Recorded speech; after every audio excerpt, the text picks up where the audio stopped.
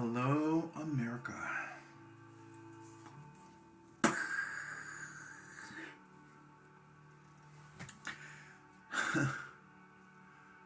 November 5th. Remember the 5th of November. How does that resonate now even more than it ever did? Because it does. And because you know that something is really, really wrong.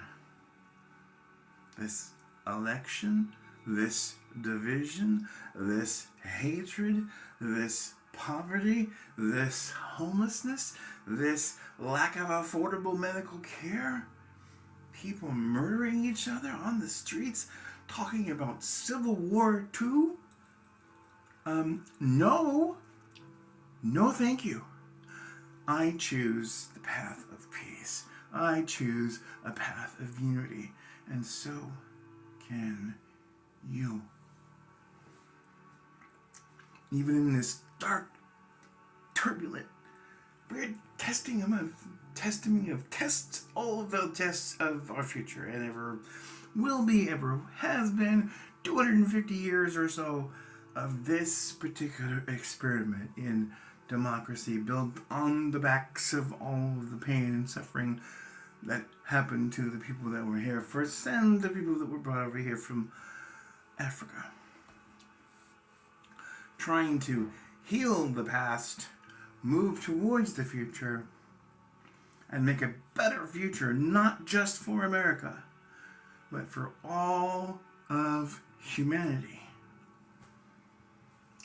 The only other choice is the destruction of this planet, and there will be no multi-planetary species anymore, Mr. Elon Musk, if we don't choose to unite the Earth.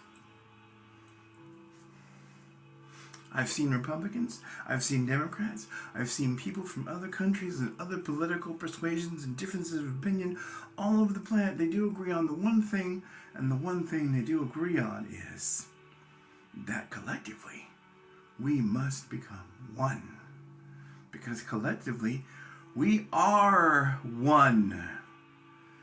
We may be many different tribes and many different cultures and many different people who are still experiencing war and famine and hate and suffering and prejudice and bigotry and discrimination just for existing. Can't even go outside to God's earth, to Allah's earth, to the Great Spirit's earth, trying to tell someone that they can't be who they are on a given space, on the planet, in outer space, in a solar system, in the freaking universe, and all of it beyond.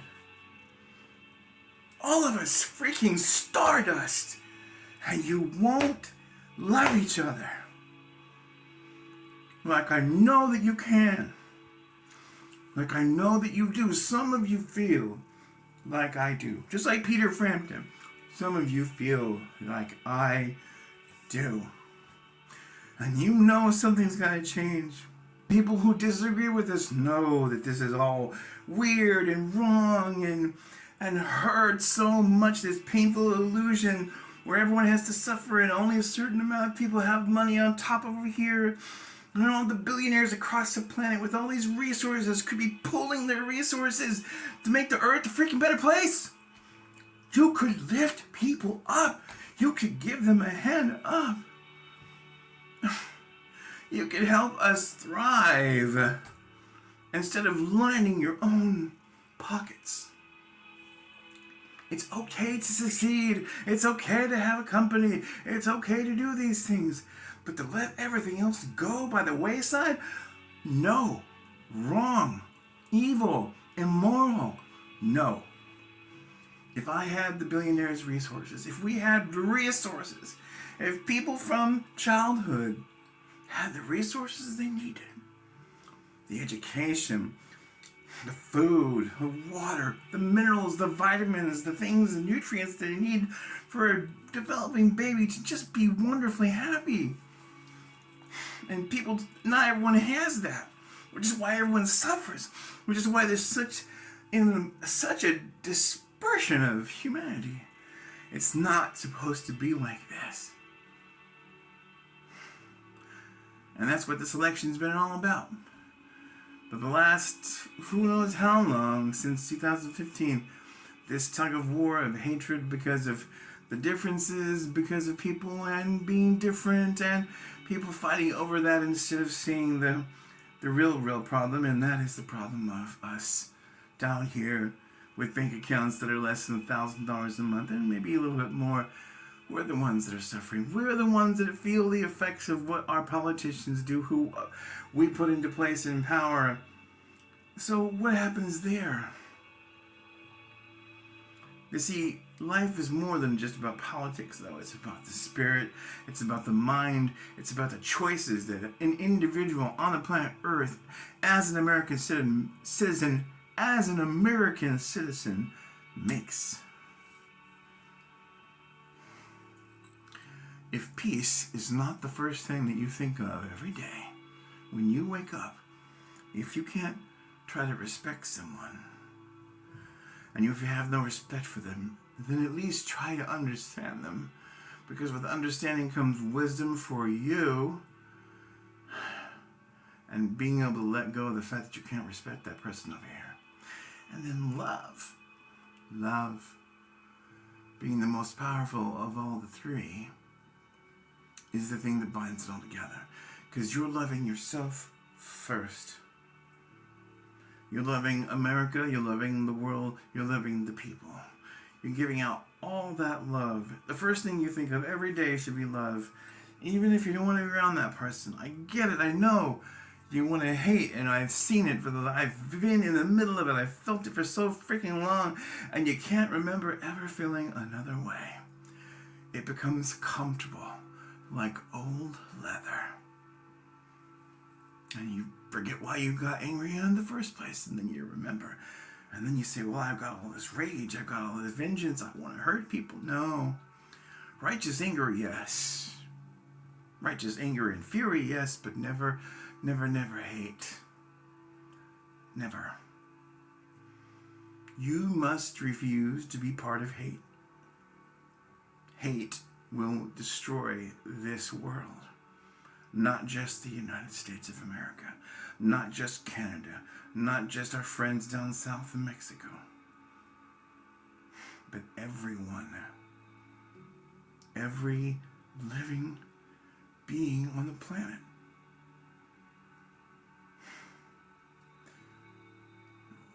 Because we didn't choose to love. We didn't choose to be evolved mind, body, and spirit. We didn't choose peace. Do you want that future? Do you want that to be our future? I do not. And I refuse to let that be our future. And so should you. Collectively, we can make peace and love and sacrifice the thing that matters. And yes, this is a good symbol. This is the Son of God. This is Jesus of Nazareth, who is also a prophet, is also an enlightened one, enlightened being just like other beings that have come with him and before him and after him. Buddha is an enlightened being, and it's a heightened state of awareness. Gandhi, an enlightened being, aware of so many things, aware of how nonviolence and love is truly the answer, even though it seems so freaking difficult and hard. It is the way. Because the more people that vibrate that way,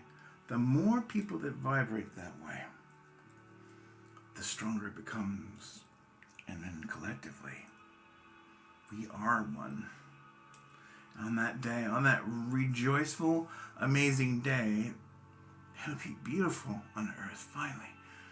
Children will be able to wake up to a blue sky, clean air, solar-powered vehicles, ships flying across the stars to Mars and back.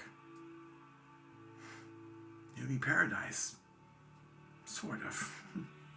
It'll be a hell of a lot better than this, that's for damn sure. This is the 21st century. And if we want to make it to the 24th century, And we have to do everything in our power to bring this planet together. Now, not tomorrow, not the next day, not next year, not next 5 years, not the next 10 years, 10, 15, 20, 50, 100, no, now. And especially you, San Francisco, you being the phoenix, you being the ability to have the most change and grow from so much trauma. You, San Francisco, are supposed to be a beacon of light and hope. You, San Francisco, are supposed to be that thing that we talk about on TV, that we say that we are, but we're really not. We kind of are on the surface, but we've forgotten all these people down here, and we can't do that anymore. And people are right to be angry about that. It's the one thing I agree with the Republicans about is there are massive problems in San Francisco, and we need some help. And we need to come together right now over us, over we. We, the people of the United States of America. United States of America. I reject any attempt to make this the divided States of America, whether it comes from Russia, whether it comes from any other country, China, whatever, whoever's messing around, not the Chinese people, not the Russian citizens, but the governments, the people with the military, the people with the machines and the chaos and the nonsense. You know, people who are suffering in North Korea because they can't really have a free, true life, and they don't realize that most of us over here would probably love them and welcome them into our home and give them a wonderful, happy, beautiful meal. And it breaks my heart so much that there's not enough people that feel that way. I'm tired of watching the earth suffer. I'm tired of watching the United States suffer. I can't take it anymore. I know you can't either. So I'm begging you, my fellow Americans, to listen to your better angels. Because if you do, then we can be that beacon of hope. We can be that beacon of light to the rest of the planet. We won't have to worry about other countries looking at us and saying, what the hell are those people doing over there? What is wrong with their spirit? It's broken. Our America's spirit is broken, and we have to get it back. With fire! With the Phoenix fire! No matter what happens, we have to give it everything. All of us together, working collectively in unity. And if you're out there, Republicans, if you're out there, conservatives, if you actually believe in freaking unity and the United States of America, and if you actually care about that, you too, Democrats, you too, progressives, you too, on the far left, who's actually causing violence too, but we don't want to talk about that because that, we don't do that, right? Even though I disagree with your methods are wrong, but the message is right to change things for the better. But then we're not listening to each other. We're not even trying to have civil conversations anymore. And we have to. Our species will not survive if we don't. This country will fall apart just like Rome. We can't let that happen. We cannot give up on the people who have come before us. We cannot give up on our ancestors. Our ancestors are looking at us from above, wondering, will we ever get it right, truly right? To heal the past, to grow the future, to make it better for our children and our great-grandchildren, and all of the wonderful little people that will come. I implore you, America. I implore you, the rest of the planet Earth. Help us make a difference. Help us create, finally, unity. A unified Earth, a united Earth, and a United States of America.